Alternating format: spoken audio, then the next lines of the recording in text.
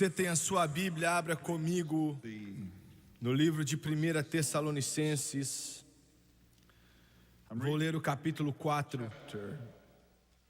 1 Tessalonicenses, capítulo 4, começando com o versículo 16. O apóstolo Paulo escreve e diz: porque o mesmo Senhor descerá do céu com alarido, e com voz de arcanjo, e com a trombeta de Deus, e os que morreram em Cristo ressuscitarão primeiro. Depois nós que ficarmos vivos juntamente com eles, seremos arrebatados nas nuvens a encontrar o Senhor nos ares, e assim estaremos sempre com o Senhor. Portanto, consolai-vos uns aos outros com essas palavras. Agora, nós já tivemos todo tipo de deviação de doutrina a respeito da vinda do Senhor. Alguns nos dizem que nós temos que passar por grande tribulação, e os cristãos serão purificados nessa grande tribulação, mas isso não é bíblico. A Bíblia nos diz que nós somos purificados pela palavra. E eu gosto da maneira que o irmão Warb diz: vamos deixar o purgatório para os católicos. Você não pode, Paulo disse que então conforte uns aos outros com essa palavra, e você não pode confortá-los dizendo que eles têm que passar por um inferno na terra. E as escrituras dizem abertamente que nós não somos designados à ira. Deus não nos designou para a ira. Agora nós temos uma outra doutrina que está predominante, que é chamada do domínio ou do reino, que nos ensina que não vai haver tribulação nenhuma,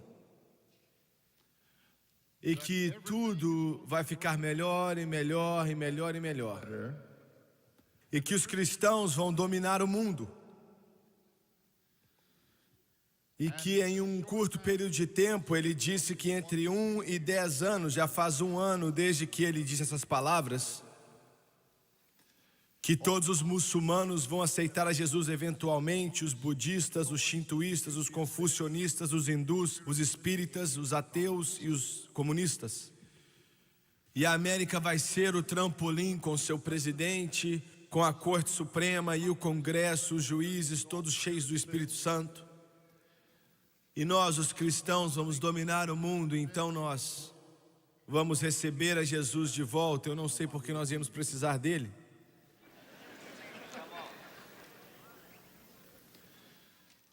Essas duas doutrinas são mentiras do inferno.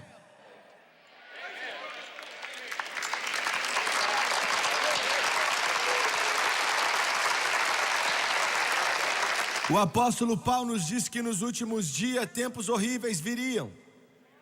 Os homens serão egoístas, avarentos, presunçosos, arrogantes, blasfemos, desobedientes aos pais, ingratos, ímpios, sem amor pela família, irreconciliáveis, caluniadores, sem domínio próprio, cruéis, inimigos do bem, mais amantes dos prazeres do que amigos de Deus, tendo aparência de piedade, mas negando seu poder. Afaste desse também. Ao mesmo tempo, um grande avivamento virá sobre esse planeta. Como que nós sabemos disso? Porque ele disse: eu derramarei meu espírito sobre toda a carne nos últimos dias. No futuro próximo nós vamos ver 2 rios fluindo um ao lado do outro, se Jesus tardar. Um desses rios vai ser a apostasia e declínio espiritual, e o outro vai ser um avivamento do Espírito Santo, um ao lado do outro ao mesmo tempo. A qualquer momento, não há mais nenhum tipo de escritura para ser preenchido, e a qualquer momento a trombeta de Deus pode tocar, e Jesus Cristo pode voltar, e é isso que eu quero falar com você nessa noite: o arrebatamento da igreja.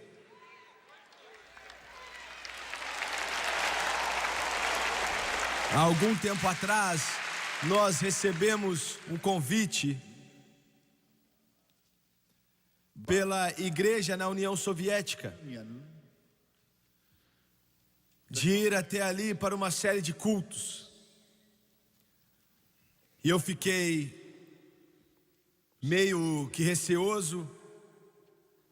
Eu aceitei o convite com um pouco de medo. E depois de muita oração, mesmo depois que eu recebi o conselho do pessoal do governo, de outros ministros que eu conhecia e confiava neles para não ir, mas depois de muita oração eu resolvi ir assim mesmo e nós fomos. Nós ministramos em Moscou, em Minsk, na Sibéria. E eu estava pensando nisso outro dia e revivi aquele momento tão maravilhoso daquela época. Um coral de garotinhos e garotinhas siberianos que memorizaram um refrão de uma música em inglês, Como Eu Amo Jesus, e cantaram pra gente. Eu fiquei de pé ali, chorei, e uma pessoa disse: eles planejaram tudo isso. Não me importa, deixe eles planejar o que eles quiserem, contanto que eles cantem a respeito de Jesus. Alguém disse: bem, talvez eles planejaram colocar aquele povo ali, porque estava cheio de gente. Nós pregamos em igrejas batistas, igrejas da comunidade, igrejas pentecostais. Eles serviam vinho de verdade na comunhão ali, eu não quis beber. E eles me perguntaram: por que você não bebe? E eu disse: eu não acho que é certo beber vinho. E mesmo que eu e você possamos ver as Escrituras de maneira diferente, você tem tanto problema com bebedeira aqui na União Soviética que, como uma questão de princípio, você deveria se levantar e dizer: não tem mais vinho aqui. E alguém disse outro dia: bem, ali devia ter mais agentes da KGB do que em qualquer outro lugar. Pode ser que sim, eu não sei. Mas se existiam agentes do KGB ali, eles sentaram ali, eu tenho certeza que eles choraram muito.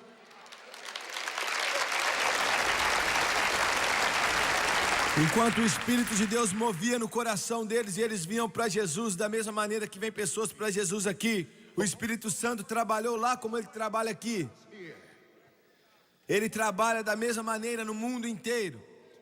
Enquanto aquelas pessoas vinham à frente, homens vinham chorando, clamando, e a lágrima rolava no olho dele. E como eu disse, eu não estou exagerando, quando as lágrimas rolavam e eles vinham para frente à medida que o intérprete interpretava o que eu estava falando e levantavam as mãos a Deus. Eu não quero saber se eles eram agentes da KGB ou agentes secretos da polícia russa. Eles ouviram falar de Jesus Cristo, Senhor dos senhores e Rei dos reis. Quando nós estávamos para ir embora, eu acho que foi uma das despedidas mais tristes que eu já fiz. O irmão que interpretou por mim já está com o Senhor agora, é o que me disseram outro dia. Ele com os outros impuseram as mãos nos nossos ombros e não deram uma chorada normal, mas eles choraram muito. Eles choraram de uma maneira tão intensa que o meu ombro tremia. E partiu meu coração. A opressão por trás da cortina de ferro é uma opressão que pode ser sentida no ar. Nós estávamos indo embora, voltando para essa grande nação. A terra do valente e a casa do livre, mas eles não podiam vir. Quando nós finalmente passamos pela alfândega, estávamos do outro lado para embarcar numa linha aérea russa para ir para Budapeste, na Hungria. Eu estava orando e nós tivemos um tempo para esperar ali, eu orei. E eu acho que eu estava reclamando com Deus, eu disse: Deus, não é justo. Eles estão aqui, muitos deles já sofreram tanto, eles não conseguem nem levar uma Bíblia para a igreja. Eles não podem nem colocar uma Bíblia debaixo do braço e ir para a igreja no domingo de manhã. E eu disse, não é justo.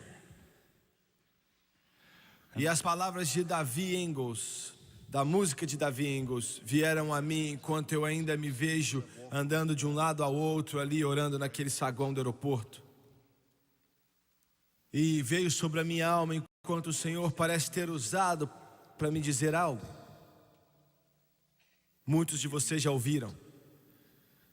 There's a whole lot of people going home. By the sands of time, it won't be very long. In the twinkling of an eye, we'll soon be gone. There's a whole lot of people going home. Aleluia.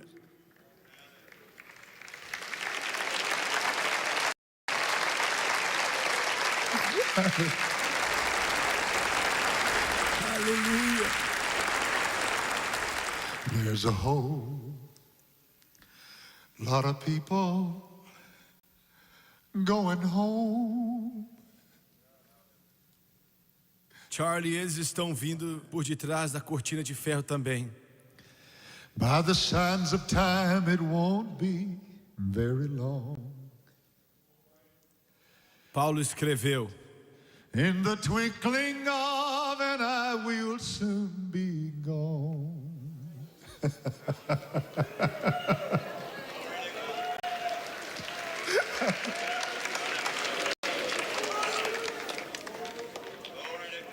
aleluia. There's a whole lot of people going home. Aleluia. Aleluia. Aleluia. Aleluia.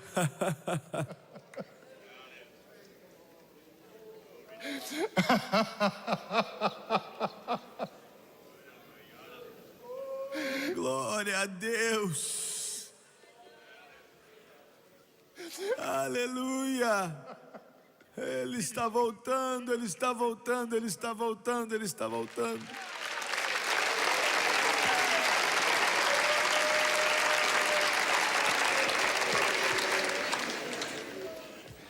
I can see them seated round the table, almost ready to say come, knowing well there will be no vacant settings. I like that. For the rest of the families coming home.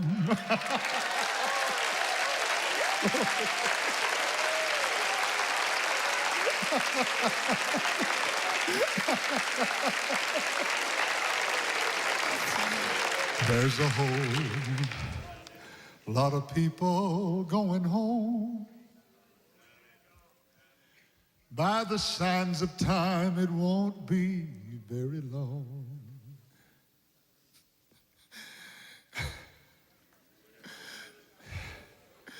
In the twinkling of an eye, we'll soon be gone. Foi o que ele me disse. There's a whole lot of people going home. Ele me disse, eles são o resto da família. Glória a Deus.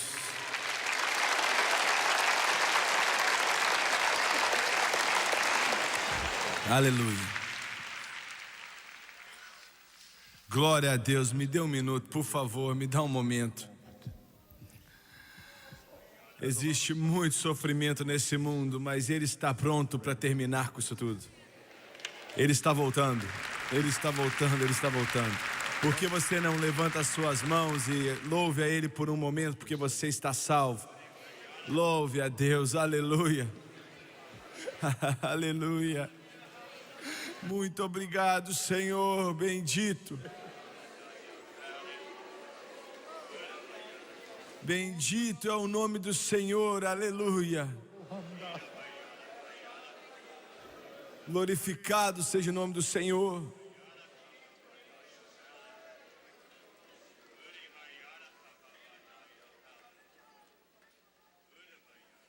Louvado seja Deus.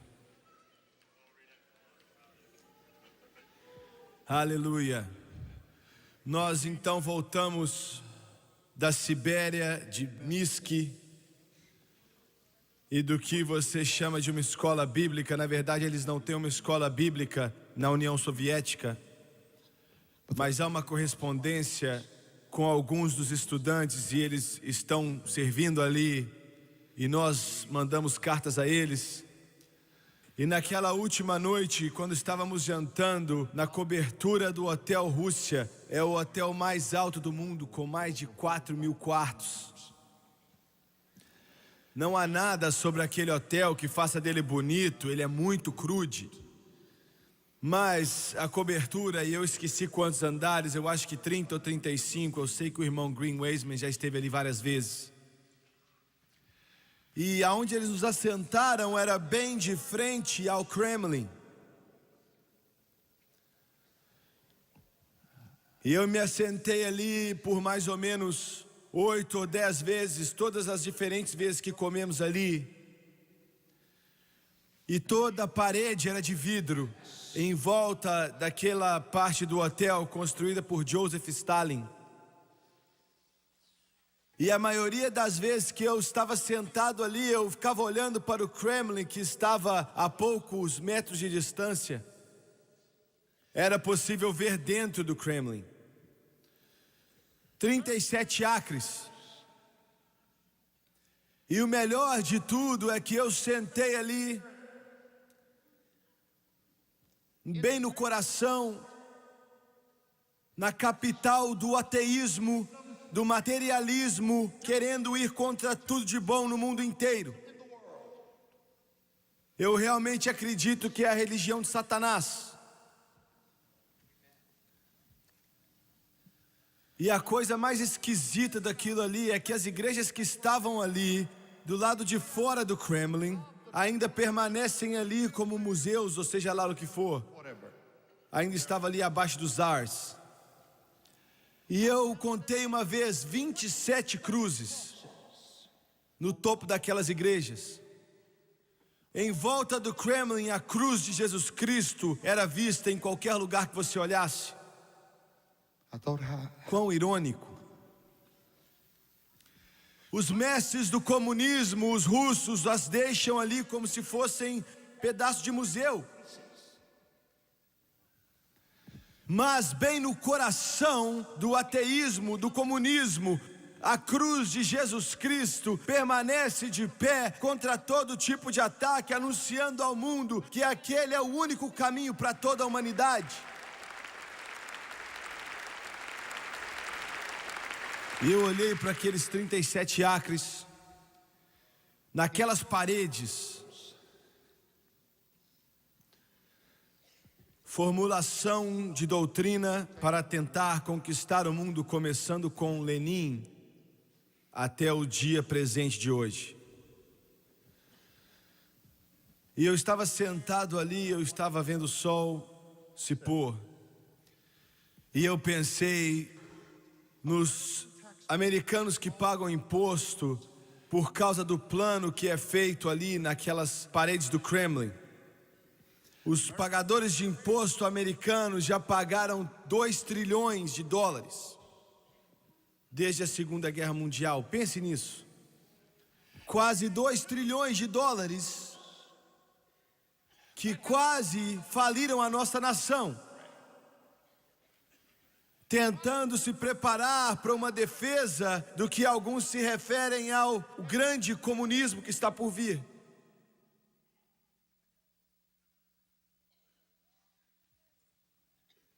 O mundo hoje está em um calendário. E Deus Todo-Poderoso ainda está no controle. Isso eu quero que você se lembre. Tudo que está acontecendo nesse planeta, todo conflito, todo tipo de guerra militar, todo tipo de ditador que aparece, Deus sabe exatamente de onde vem. E tudo está no cronograma. Eu quero que você entenda isso. Veja bem, como filho de Deus, me escute com cuidado. Como um filho de Deus, nós não temos que temer. As manchetes de jornais podem ser negras, podem ser ruins, as situações podem piorar neste mundo, mas nós não temos que temer. Tudo está no calendário, está no cronograma aqui nesse planeta, está no cronograma também lá no planeta do céu. Você entende o que eu estou falando aqui nessa noite? Não esteja alarmado, não tenha medo, não pense no amanhã. Tudo está no cronograma e o mestre por trás das paredes do Kremlin não tem controle de nada. Aquele que se chama de ditador lá no Mediterrâneo, Gaddafi, não está controlando nada.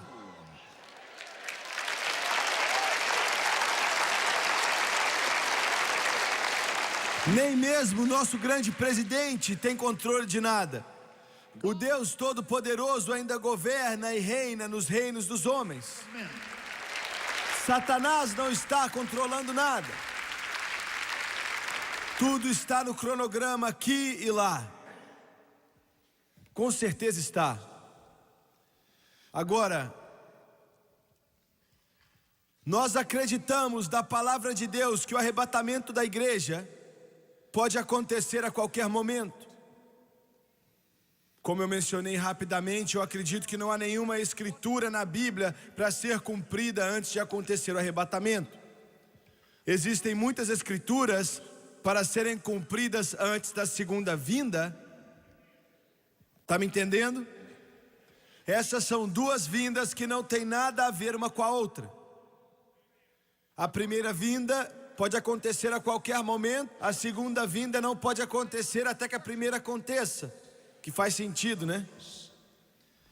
Durante essa primeira vinda, Jesus não vai colocar os seus pés nesse planeta. Na segunda vinda, Ele vai vir colocar os pés no Monte das Oliveiras e Ele vai reinar do leste a oeste. No arrebatamento, Ele não vai vir para ficar, Ele só vai vir para voltar. Quando Ele vier na segunda vinda, Ele virá para ficar. E no arrebatamento da igreja, Ele vai vir por nós. Na segunda vinda, Ele vai vir com a gente.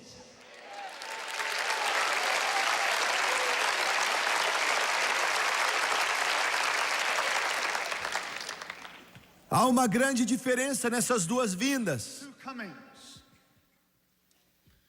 Antes da segunda vinda acontecer, a grande tribulação vai acontecer aqui na terra por um período.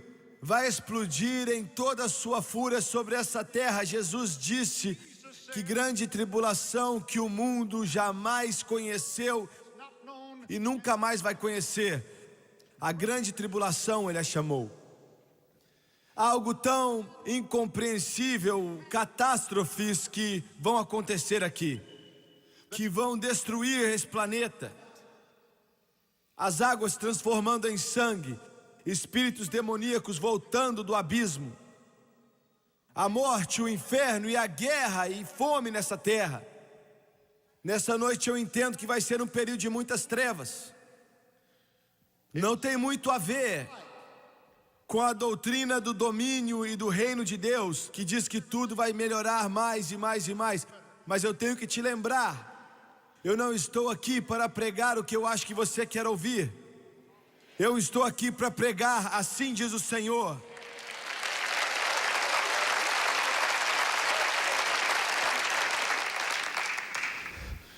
Como um filho de Deus, é a sua responsabilidade, é a sua consagração, a sua dedicação, estar preparado quando a trombeta do Deus Todo-Poderoso tocar. Instantaneamente, em um momento, no abrir e fechar dos olhos, a Bíblia diz que vamos ser transformados. a corrupção vai se vestir de incorrupção. A mortalidade vai se vestir de imortalidade. Quanto mais velho eu ficar, mais eu busco isso. Às vezes, nessas cruzadas, eu fico tão cansado fisicamente que eu mal consigo ficar de pé. Às vezes eu começo a andar para uma congregação e tudo começa a ficar embaçado. As pernas começam a tremer e eu tenho que segurar em alguém para ficar de pé. Eu sinto essa minha carcaça mortal envelhecer. Eu não tenho mais os reflexos que eu tinha. Mas logo, a corrupção vai ter que se vestir de incorrupção. A mortalidade vai ter que se vestir de imortalidade. Glória a Deus. Então eu vou ser transformado em um momento, no abrir e fechar de olhos, e eu vou jogar fora esses óculos para nunca mais ter que usá-los outra vez. As minhas costas não vai mais doer, o meu estômago não vai mais doer, os meus olhos não vão embaçar mais, a minha mente vai estar muito bem afiada, porque Jesus está voltando para buscar o seu corpo, a igreja do Deus vivo.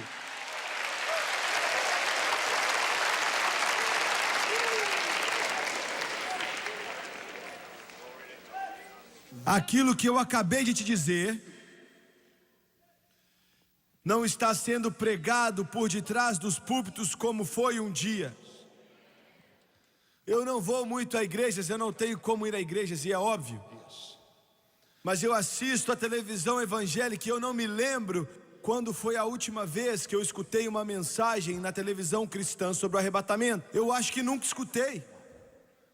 Eu quero dizer isso outra vez, é claro que alguém já pregou essa mensagem, talvez você tenha ouvido isso ontem, mas eu tenho assistido o mesmo tanto que você, e nunca em toda a minha vida ouvi um pregador do evangelho pregar sobre arrebatamento, na televisão cristã, ou em qualquer outro tipo de televisão. Isso deveria ser a mensagem principal que pregamos hoje. Isso tem que ser a mensagem principal, porque está vindo, é eminente. Como você sabe, Jimmy Swaggart? Como você sabe que Jesus Cristo vai voltar logo? Eu acredito que Ele virá logo por muitas razões. Isso é um pouco à parte aqui, mas a revista Times News saiu há alguns meses atrás que nesse exato momento em Jerusalém, eles estão treinando 400 jovens judeus, jovens israelitas. Eles estão os treinando em como trabalhar dentro das obras do tabernáculo, como adorar no templo, para que eles saibam fazer as tarefas do templo. Quer dizer, estão treinando eles agora, nesse momento. E eu perguntei um dos homens israelitas ali: como é que você sabe quem é da tribo de quem? Porque somente a tribo de Levi que pode fazer essas tarefas. Ele falou: não sabemos, mas nós pensamos que todo judeu no mundo que chama Cohen é um levita. C-A-H-N ou C-O-H-N, Cohen. E nós estamos treinando eles, preparando eles. E eu disse: como é que você vai construir esse templo quando o domo da rocha está sentado ali? E ele disse: bem, nós acreditamos que aquele não é o lugar do templo. Nós acreditamos que aonde o muro das lamentações de Salomão está, aquele muro das lamentações que foi construído por Salomão, chamado de muro das lamentações hoje em dia, nós acreditamos que ali em frente a ele, onde você vê aqueles judeus de pé beijando aquela parede, logo ali pertinho é onde o templo de Salomão realmente esteve. E nós estamos planejando construí-lo ali. E não tem nada a ver com o domo da rocha. E isso é o que eles estão falando agora. A Bíblia nos diz que o templo vai ser reconstruído.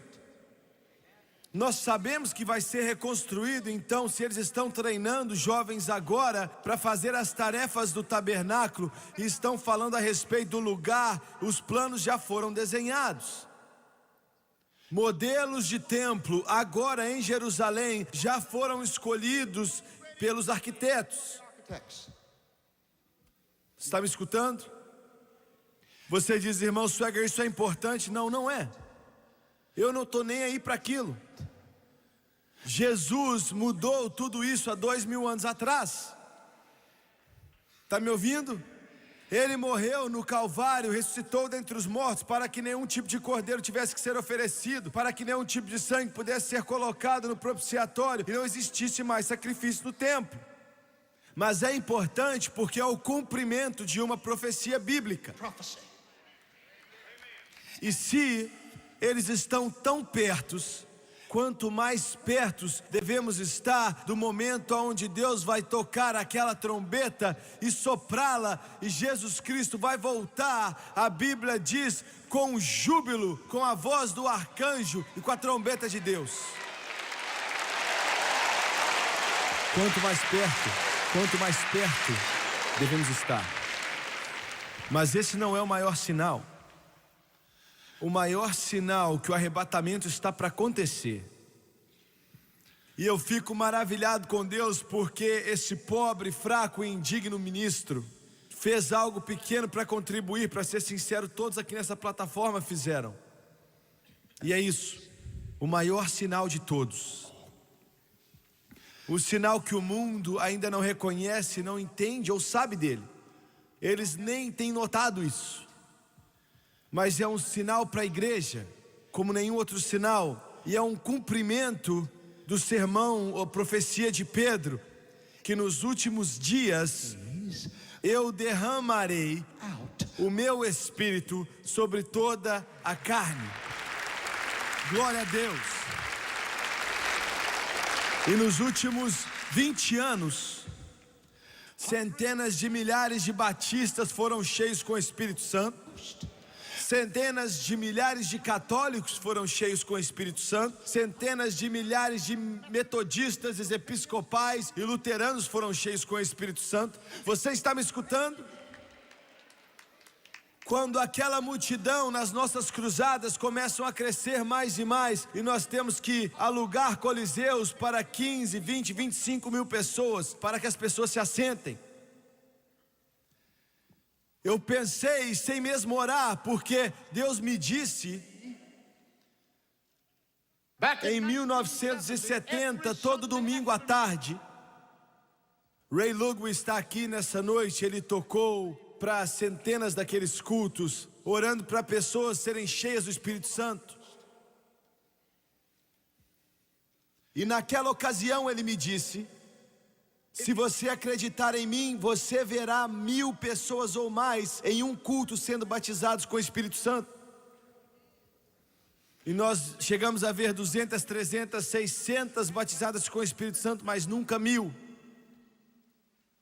Imagine só, quando eu comecei a pregar, mais ou menos 30 anos atrás, se 10 pessoas fossem cheias do Espírito Santo em um culto de avivamento, nós pensamos que tinha sido um culto maravilhoso. Em 1963, em Altar, no Illinois, num avivamento de 7 semanas, mais ou menos 100 pessoas batizadas com o Espírito Santo, e eu andei nas nuvens por 1 ano.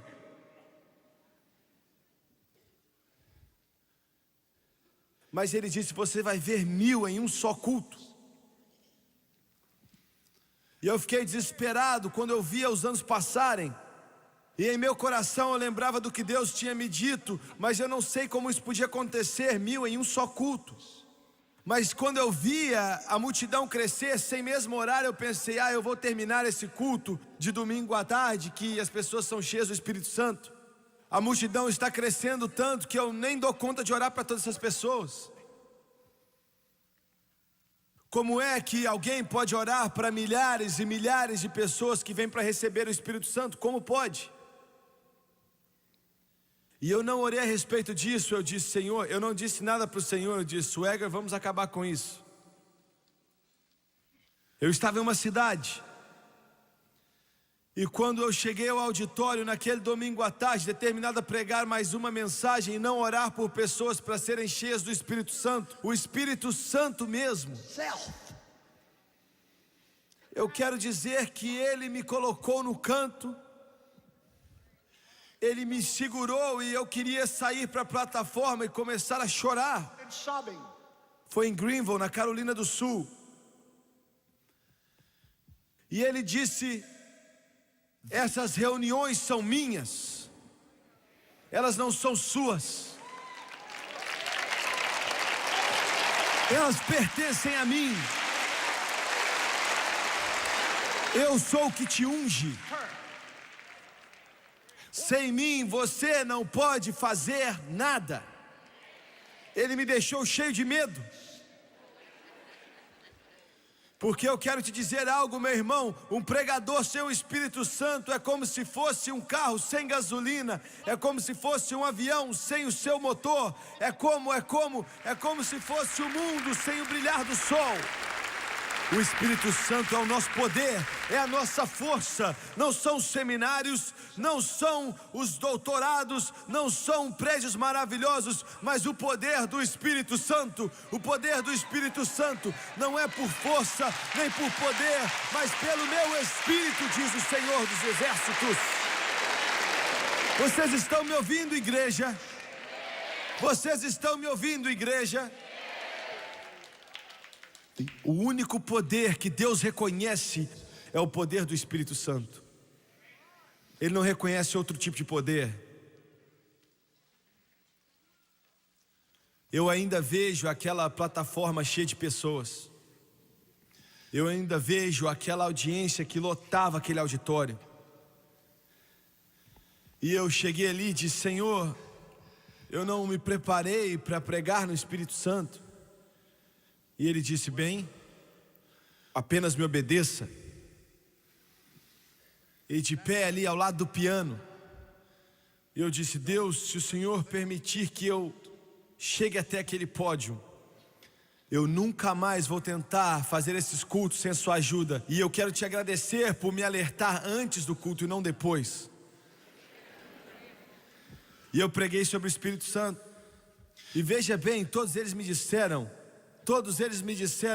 você não pode fazer isso na televisão. Eles não entendem nada do Espírito Santo. Deixe-me dizer algo a você. Eu nunca prego pensando se isso vai te afetar ou não.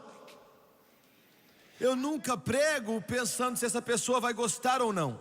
Eu nunca prego pensando se essas pessoas vão ofertar ou não. Uma vez ou outra o diabo já me disse: se você pregar isso, ninguém vai ofertar. Eu disse: eu não estou nem aí, isso é problema de Deus.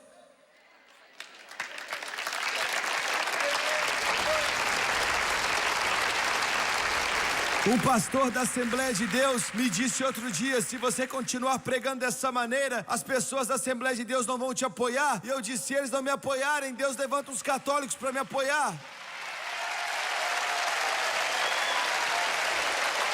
Porque eu vou pregar o Evangelho do Deus Todo-Poderoso. Não me importa o que o inferno diz, ou que a denominação diz, ou que os demônios dizem, ou que o diabo diz. Não é o meu Evangelho, é o Evangelho dele, é o que diz o Senhor.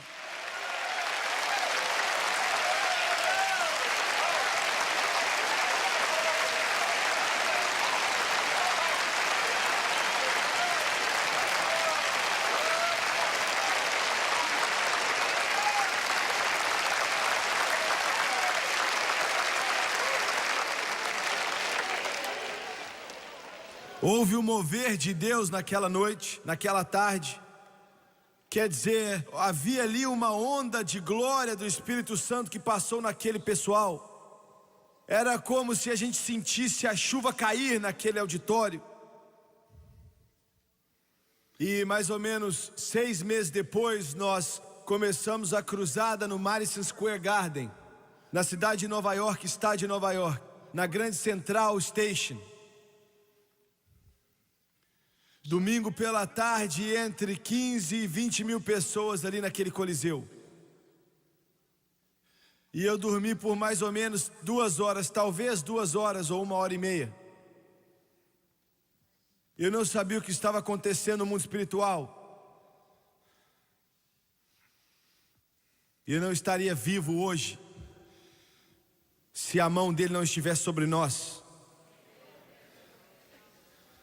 E eu não quero mais falar sobre isso, mas Era como se um peso estivesse sobre mim, como um peso que pesava como 1000 toneladas. E eu saía da cama e eu começava a andar ali de um lado para o outro daquele hotel.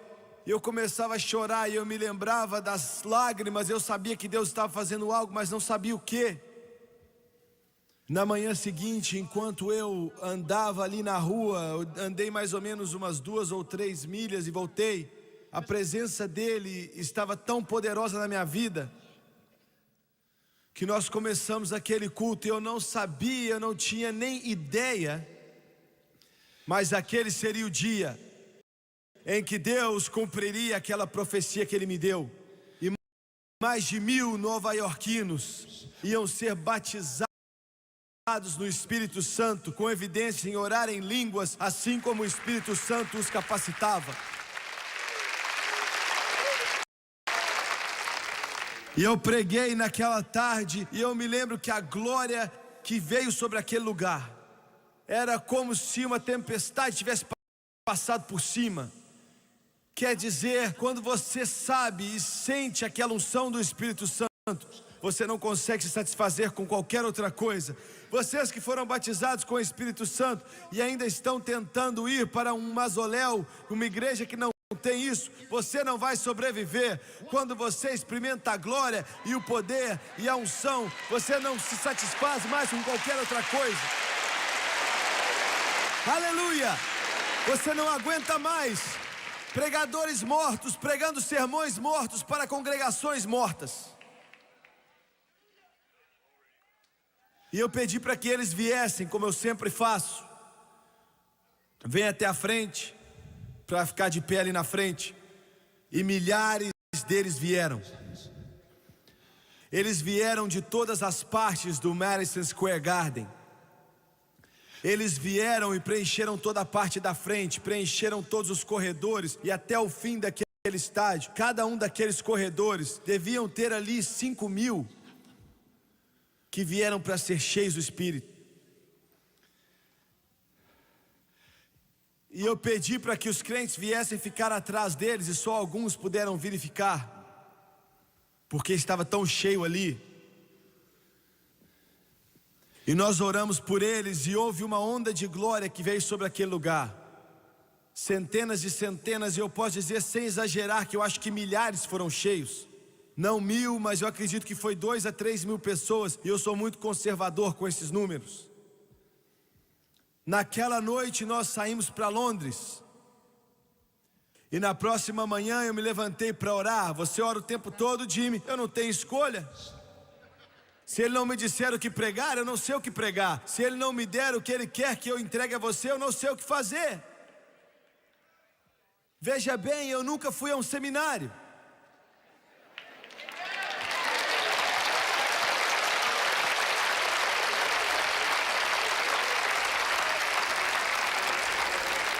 Nós estávamos em um hotel muito perto do Hyde Park, por causa da bondade de alguns dos amigos que estão presentes aqui essa noite.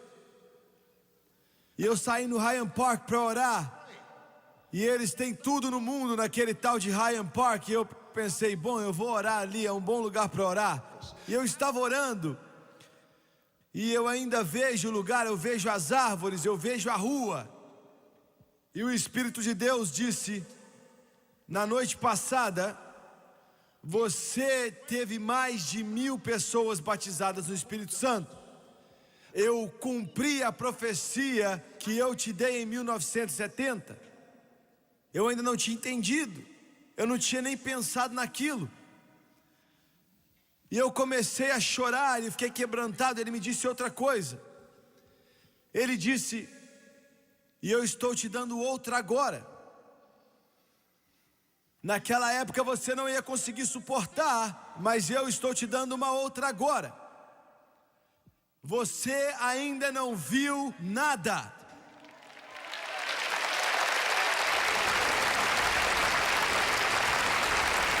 Eu vou encher dezenas de milhares em um só culto, com o poder do Espírito Santo.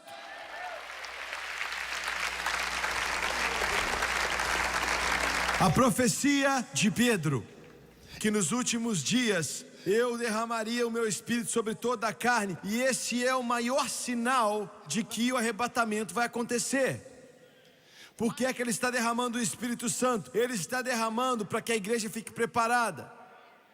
Porque se eles rejeitarem, não há nada que Deus possa fazer. Ele já abriu a porta.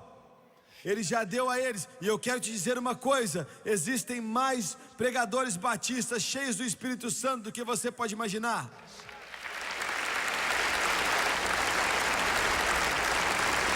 Pedro disse: o Senhor vai derramar o Espírito dele sobre toda a carne.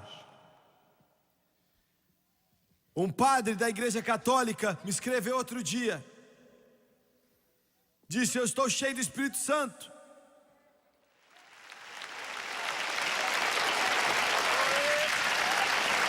Agora, deixa eu te dizer uma coisa, sabe?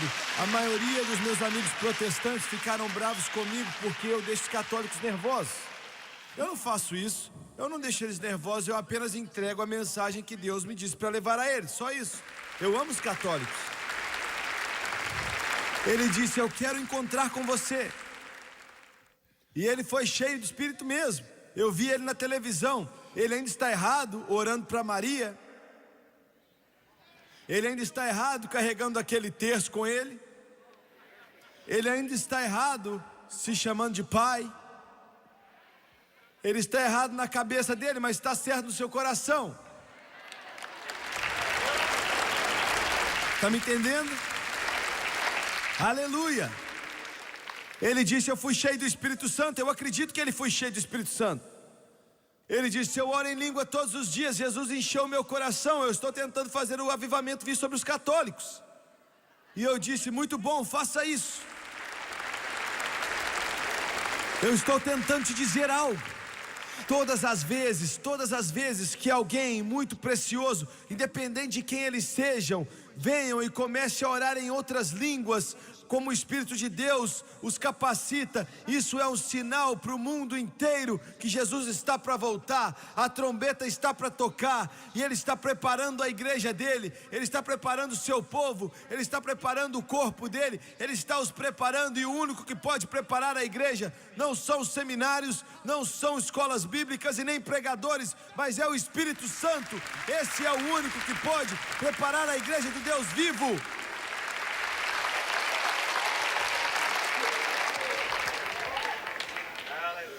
Você está entendendo?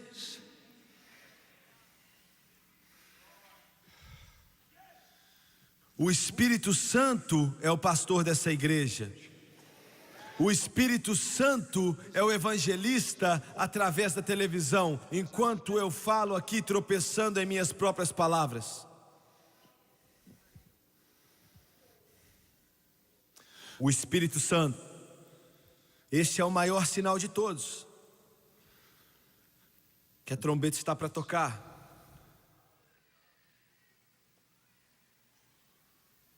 Você está me ouvindo? Não deixe que isso passe batido por você, com indiferença ou falta de entendimento. Alguns de vocês aqui receberam o Espírito Santo nos últimos meses. 1 ano ou 2 atrás, você tacava dardos em minha foto toda manhã.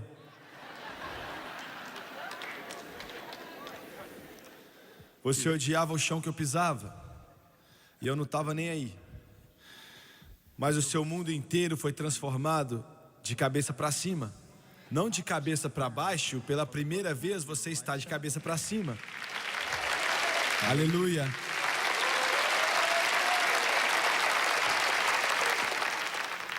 Se alguém tivesse dito a você,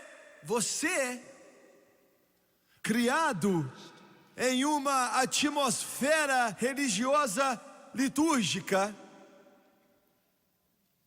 tudo tão calado dentro da igreja que você não consegue diferenciar de um funeral.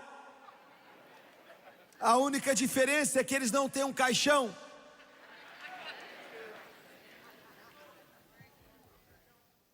Você pensou que isso é coisa de doido. Eles perderam a cabeça. O elevador deles não chegou ao topo.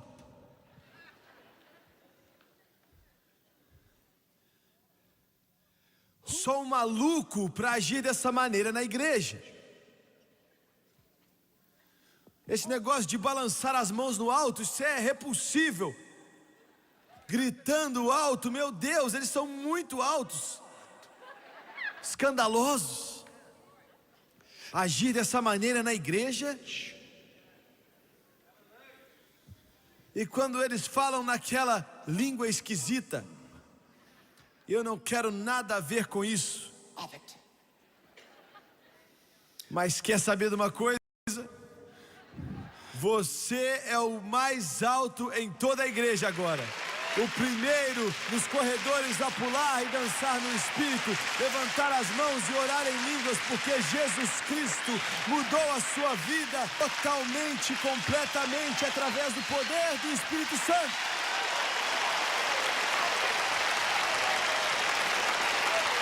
Aleluia! Aleluia! Aleluia!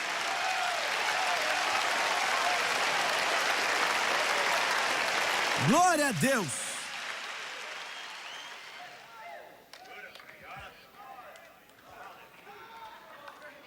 Agora,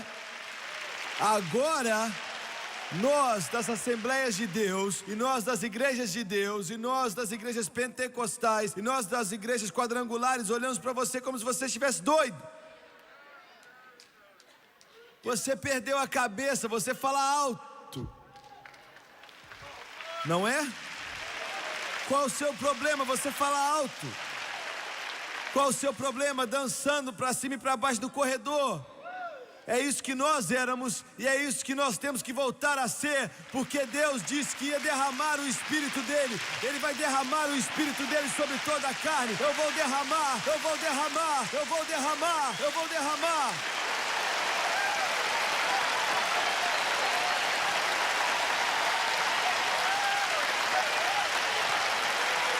Glória a Deus, glória a Deus, glória a Deus.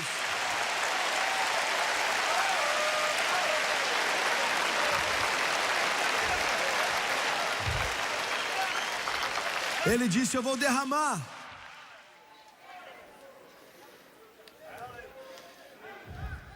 Ele não disse que ia só jogar um pouquinho aqui e ali, ele disse que ia derramar. Derramar. Eu vou derramar. Eu vou fazer chover em você dos céus. Eu vou derramar em toda a carne. Eu vou derramar nos russos. Eu vou derramar nos chineses. Eu vou derramar nos japoneses. Eu vou derramar nos americanos. Eu vou derramar em todos os lugares.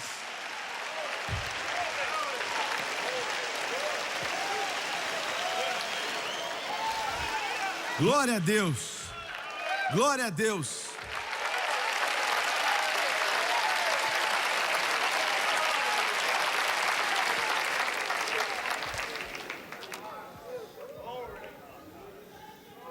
Esse é o tipo de Deus que eu sirvo.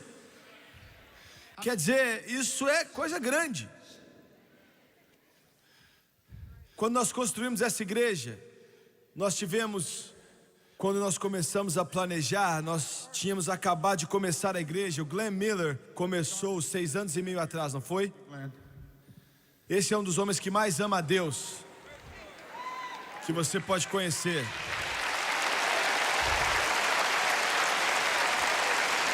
Deus já vinha falando ao meu coração e eu não queria ceder. Eu não queria construir uma igreja. Eu não tinha desejo de construir uma igreja. Eu sou um evangelista, Senhor. Em caso que você não tenha percebido, o Glenn chegou até mim e disse, entrou ali no meu escritório, no outro lado da cidade, num prédio velho que tinha ali. E ele disse, Deus está mandando você construir uma igreja. Eu disse, não sei não, viu? Eu não quero fazer isso não. Eu não quero fazer isso não, não tem tempo. Eu não queria olhar para ele, ficava olhando para baixo e resmungando. Então ele voltou. E ele parece um profeta, não é?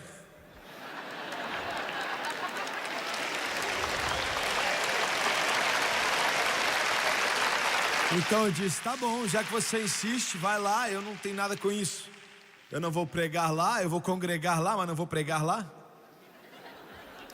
E alguns de vocês, talvez um ou dois, vocês pensam que eu sou muito santo, não é mesmo? Mas eu tenho os meus problemas como você tem. Elias era um homem com as mesmas paixões. O Glenn começou a igreja no Holiday Inn. O Holiday Inn começou mais igrejas, irmão Ward. O Holiday Inn o quê? Ali, na rua de baixo, Holiday Inn. E saímos daquele Holiday Inn para um outro Holiday Inn. Começamos com 100 pessoas, não foi, Glenn? Uma igreja bonita, 100 pessoas. Alguns meses depois, Deus começou a falar comigo para construir uma igreja. E mais ou menos nessa época a gente tinha 400 pessoas. E eu não queria fazer. Deus me disse, construa a igreja que vai sentar 10 mil pessoas. E eu disse, Deus, eu tenho 400 pessoas e eu não estou ali na maioria das vezes. Eu vou escrever um livro em como construir uma igreja, nunca apareça.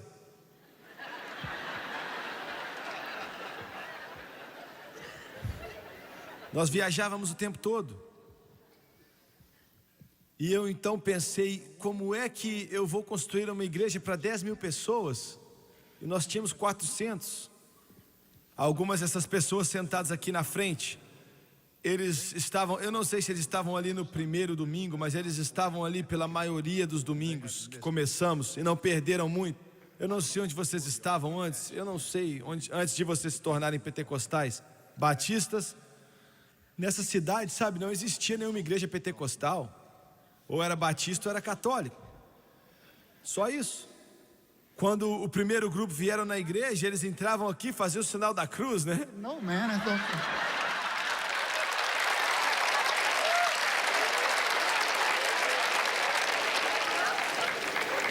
Mas eu quero te dizer um segredo. As melhores pessoas do mundo para construir uma igreja com elas são batistas cheios do Espírito Santo e católicos cheios do Espírito Santo. E eu vou te dizer por quê. Porque os batistas são as pessoas que mais trabalham na face da terra por Jesus Cristo. Em segundo lugar, os católicos pensam que o pregador, o padre, é perfeito.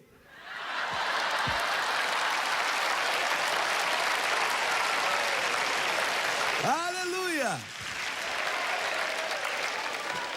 E eu não fiz como Deus queria, e nós fizemos isso aqui para 7 mil pessoas, com todos esses balcões. Mas eu temi. Deus está fazendo grandes coisas. Alguém diz, por que você precisa de todo esse prédio? Muita gente me pergunta isso. E eu digo, nós estamos tentando tocar o mundo inteiro. Todo ser humano na face da terra. Muito bem. Existe uma divisão no cristianismo e no mundo, entre o cristianismo e o mundo. A cruz de Jesus Cristo separa você do mundo. Você entende isso? A cruz separa você do mundo. O batismo com o Espírito Santo separa você de uma religião morta e transpassada. Entenda isso. Deus disse a Moisés, diga a Faraó, deixe ir o meu povo. Tire-os do Egito. Eles não são mais parte do Egito. Há uma separação que acontece. Separação. O que eu tenho que pregar, eu tenho adiado por toda a mensagem. Eu não quero pregar isso. Eu não gosto de pregar isso. E quando você ouvir, você vai dizer, eu não queria ter ouvido isso.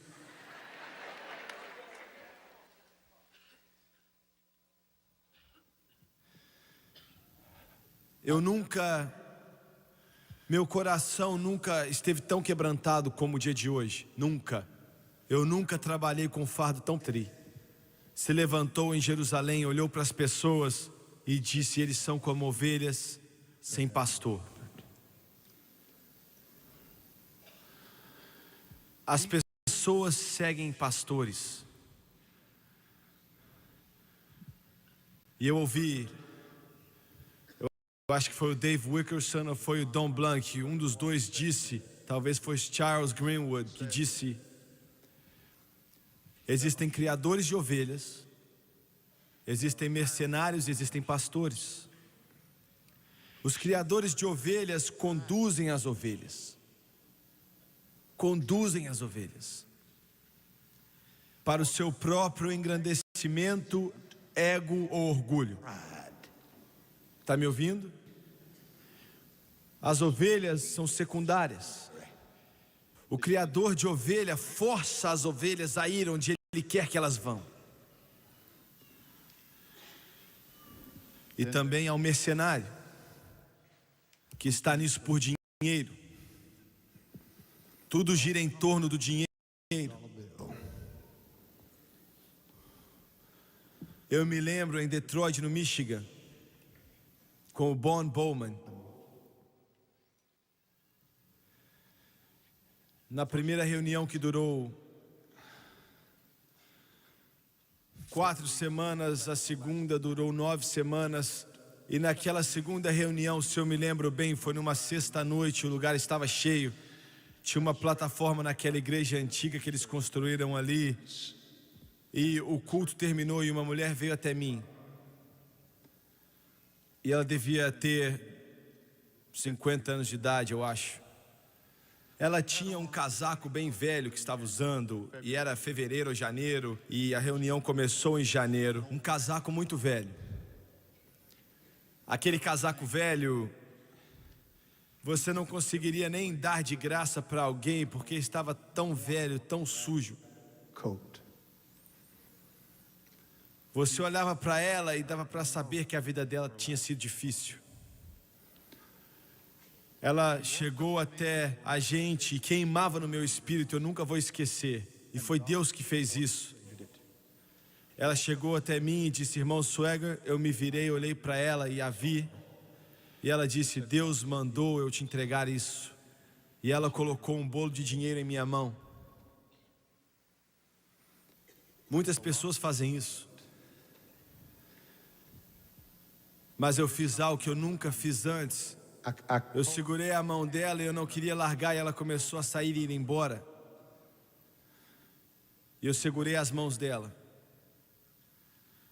E eu disse: irmã, isso foi em 1970, eu disse: irmã, quanto tem aqui? Na minha mente, eu só podia pensar na aparência dela, que eu sabia que era pobre, e ela disse: $32. E eu disse: o que você faz para viver? Ela baixou a cabeça e teve vergonha. Eu tive que perguntar pela segunda vez, porque eu não entendi a primeira vez, e eu perguntei: o que é que você faz para viver? E ela disse: eu lavo o chão. E eu disse: você quer dizer, você fica de joelho o tempo todo? Ela disse: sim, de joelhos o tempo todo. E eu perguntei: quanto você ganhou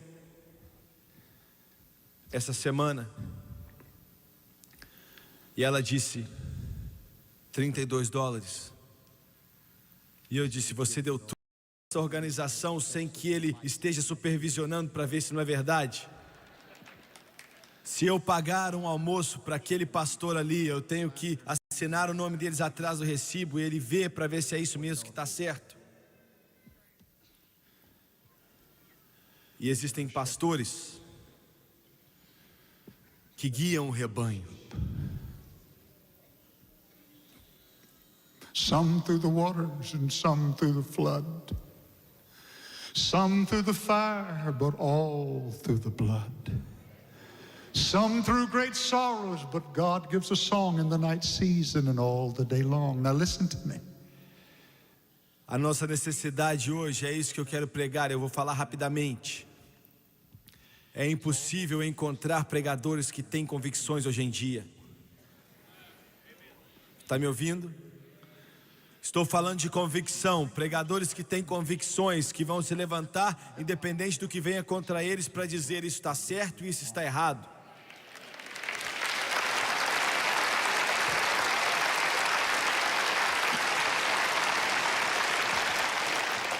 Eu não me lembro de ter ouvido um pastor subir em um púlpito e com amor dizer ao povo dele: eu sei que eles fazem, mas não tem chegado aos meus ouvidos ou à televisão quando vejo, e dizer isso está errado.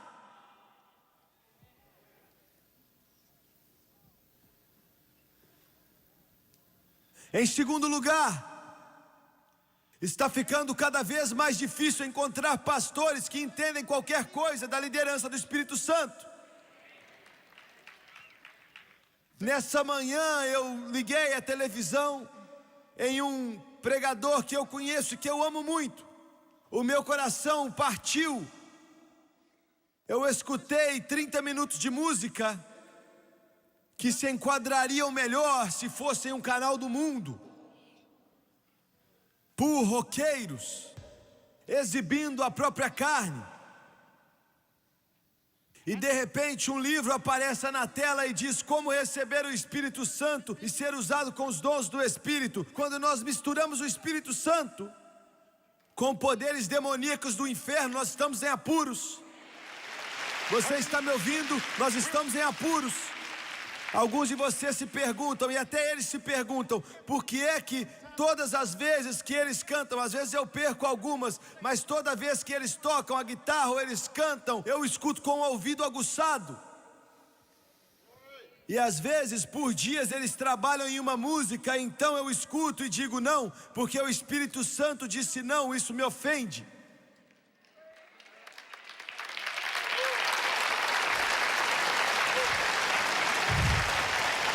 Alguém disse, isso é só o seu gosto musical. Não existe isso. É seguir o guiar do Espírito Santo, o que o Espírito quer e o que o Espírito quer. Os maiores roqueiros religiosos da nação querem se encontrar comigo em alguns dias.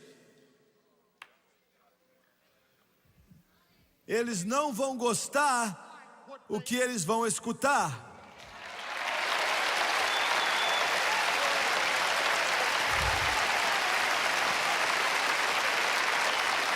Esse homem aqui era o gerente da nossa estação de rádio em Houston, no Texas. Ele era o gerente de todas elas.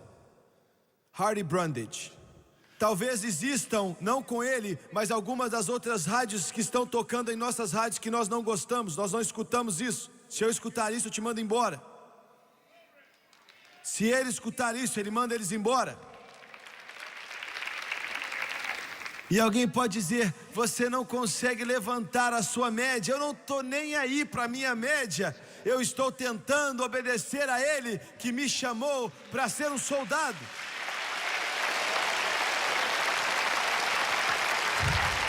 Isso é o que vai chocar você. O movimento pentecostal, Assembleia de Deus, Igreja de Deus, Quadrangular, Santidade Pentecostal vão morrer. Porque eles estão chegando ao ponto que eles não sabem o que é ser guiado pelo Espírito Santo. Me ouça, é ruim o suficiente fazer algo que é errado, como eu ouvi nessa manhã. Mas a coisa pior é quando você faz e você nem sabe que está errado. Está me entendendo? Veja bem, Deus me deu uma mensagem para as Assembleias de Deus, para a Igreja de Deus, e a Quadrangular, e a Santidade Pentecostal.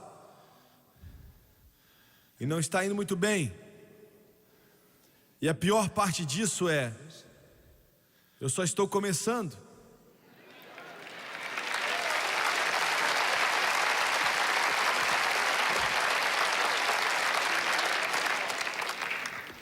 Deixe-me terminar.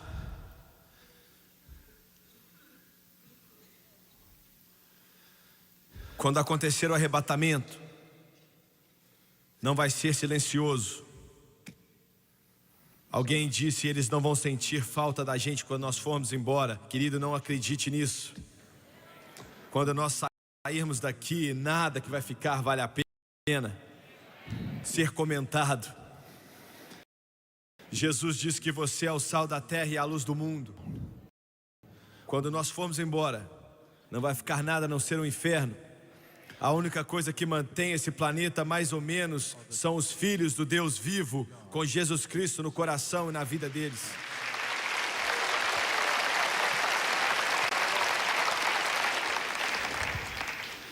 Deixe-me terminar com essas palavras. Eu não terminei ainda, mas o meu tempo acabou e amanhã de manhã eu tenho que começar de novo. Eu tenho que começar com um outro texto bíblico. Domingo de manhã. Muito bem. Eu sei de cabeça, mas eu quero que você me veja abrir esse livro e ler dele. 2000 anos atrás, João era conhecido como Voz de Trovão. Ele tinha 100 anos de idade quando ele escreveu o livro de Apocalipse. Ele foi o último a morrer. Eu posso imaginar os pensamentos que passavam em sua cabeça. Tiago, o irmão dele, tinha sido o primeiro a morrer. Já fazia tanto tempo. Pedro já tinha partido há muito tempo. Tomé já tinha morrido também na Índia. Natanael já tinha ido. Mateus, o coletor, já tinha ido. Todos já tinham partido. O cabelo dele agora está branco, como um escravo na ilha de Patmos. Ele é o único que sobrevive.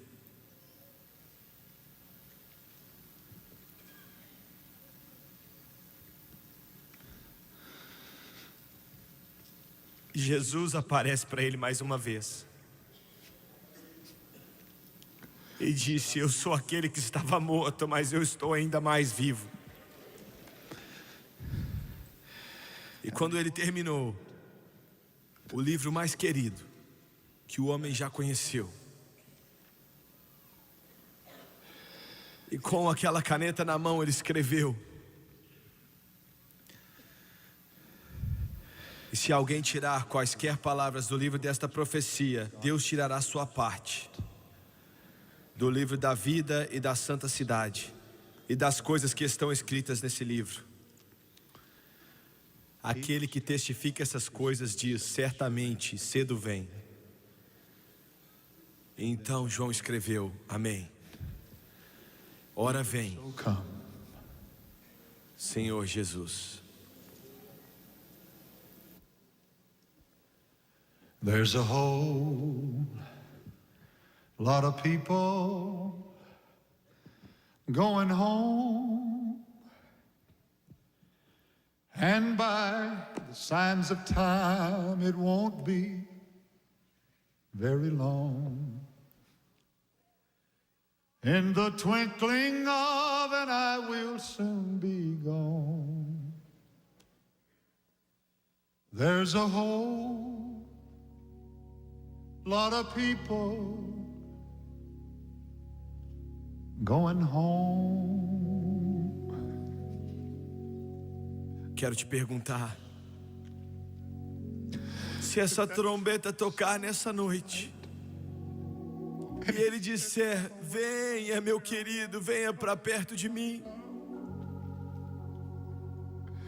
você estaria pronto para ir, transformado em um momento no abrir e fechar de olhos? Nesse momento, será que você estaria pronto? Agora? Não há mais tempo para pagar o dízimo, não há mais tempo para pedir perdão, não há mais tempo para consertar o que escrevi. In the twinkling of an eye will soon be gone. There's a whole lot of people going home. Eu quero perguntar a você, de cabeças baixas e os olhos fechados, por favor. Você está pronto? Será que você sabe em seu coração que você está pronto? Se você não tem certeza de que você está pronto, eu quero te perguntar, o Espírito Santo lidando com você aqui nos balcões e também nos corredores para vir à frente.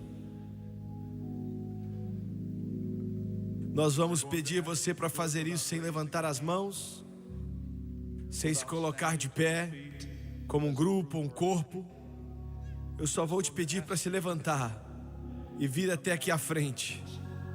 Se há coisas que você precisa consertar com Deus, porque quando essa trombeta tocar, não vai ter mais tempo para consertar.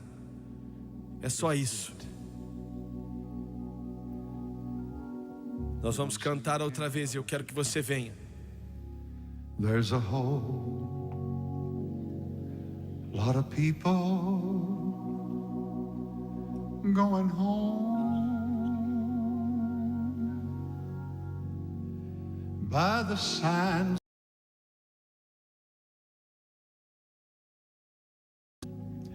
In the twinkling of an eye, we'll soon be gone.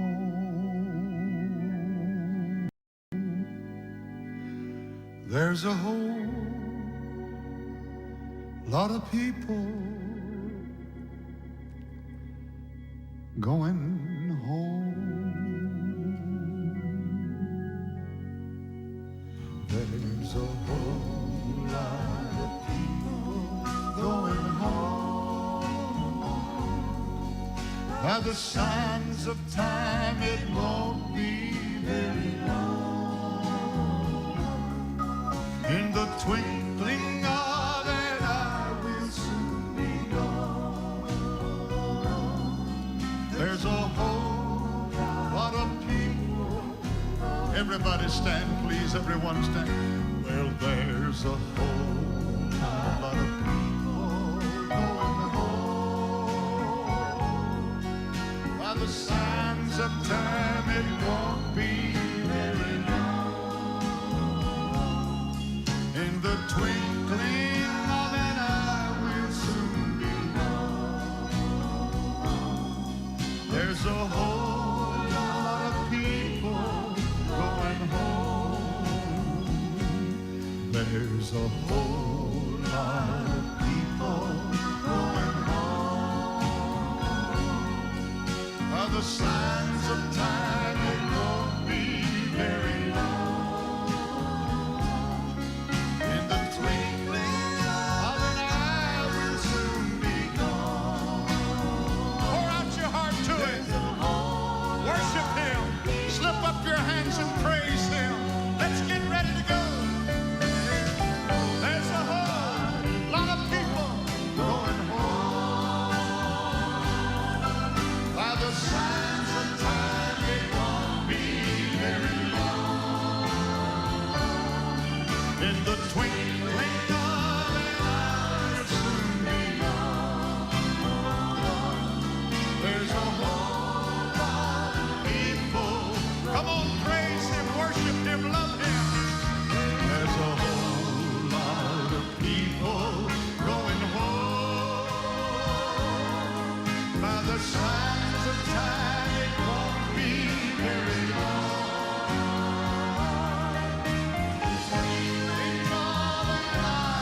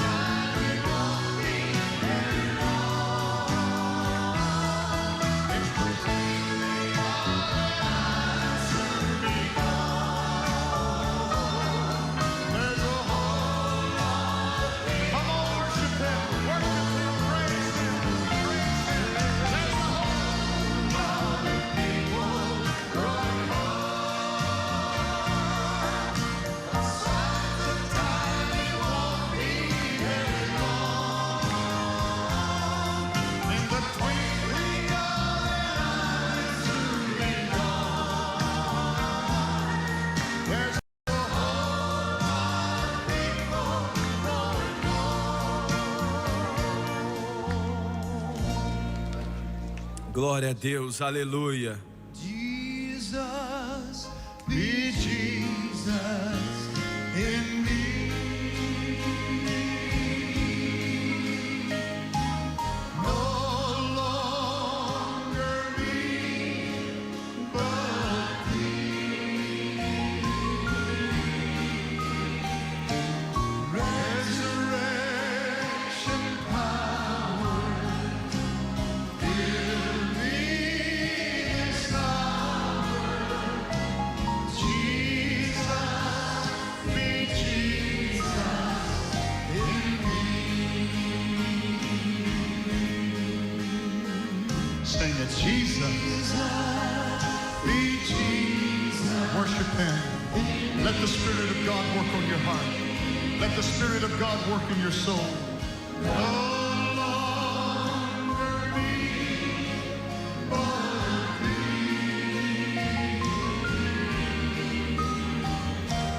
Resurrection power, fill me this hour. Jesus, be Jesus in me.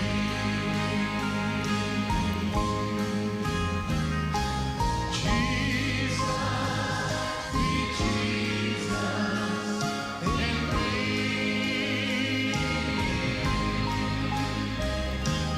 No longer me, but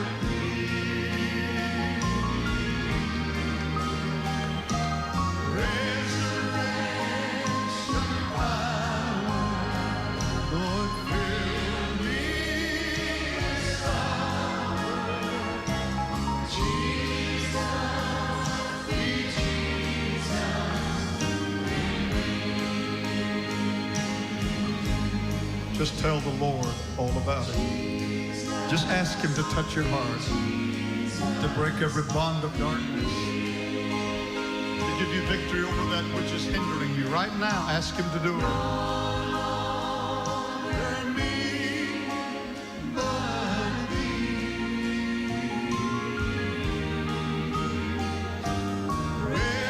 Resurrection power, Lord, please fill me this hour. Jesus, be Jesus. Worship Him just one more time. Praise Him one more time.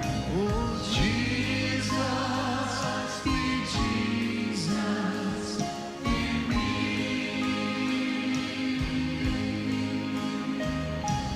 No longer me, but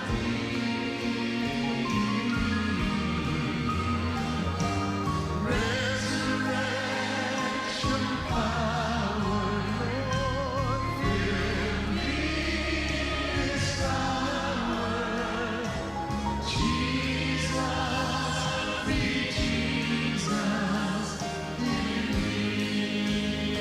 Nós vamos cantar mais uma vez e o Senhor me deu uma mensagem para te entregar antes de você ir embora. Você tem sido muito gracioso e muito paciente. Ele disse para que você coloque de lado todo pecado que está tentando te dominar, para que nós venhamos correr essa corrida. E nós vamos cantar mais uma vez em seu coração, no seu espírito. O Espírito Santo vai te tocar. Se existe uma necessidade aí, para te dizer que deixe de lado o pecado, algo que te envergonha, algum peso, eu não julgo você. Esse é o trabalho de Deus. Mas o Espírito Santo vai tocar você e eu quero que você coloque no altar, coloque de lado. Largue isso. Jesus, be Jesus in me. No longer me, but thee. Resurrection power, fill me this hour. Jesus, Jesus, Jesus Eu estou te pedindo para tocar toda pessoa aqui que está presa pelo cigarro. No santo nome de Jesus Cristo, nós tomamos autoridade sobre a nicotina. Em nome de Jesus, Deus, toque e liberte ele agora, em nome de Jesus. Seu corpo é um templo do Espírito Santo. Nesse momento, seja liberta em nome de Jesus. Seja liberta em nome de Jesus.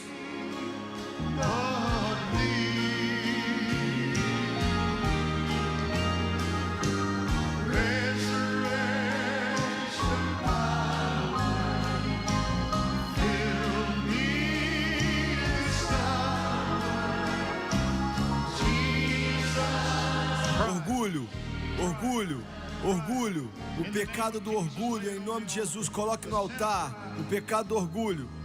Deus odeia o orgulho, você tem que odiar o orgulho. Coloque de lado em nome de Jesus, coloque abaixo do sangue.